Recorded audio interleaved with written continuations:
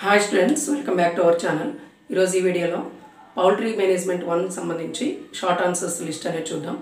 Students first time మన ఛానల్కి వచ్చినట్లయితే తప్పకుండా సబ్స్క్రైబ్ చేసుకొని లైక్ చేయండి. సో పౌల్ట్రీ మేనేజ్మెంట్ 1లో మనం ఎస్ఏఎస్ లిస్ట్ అనేది ఇంతకుముందు చూసాం.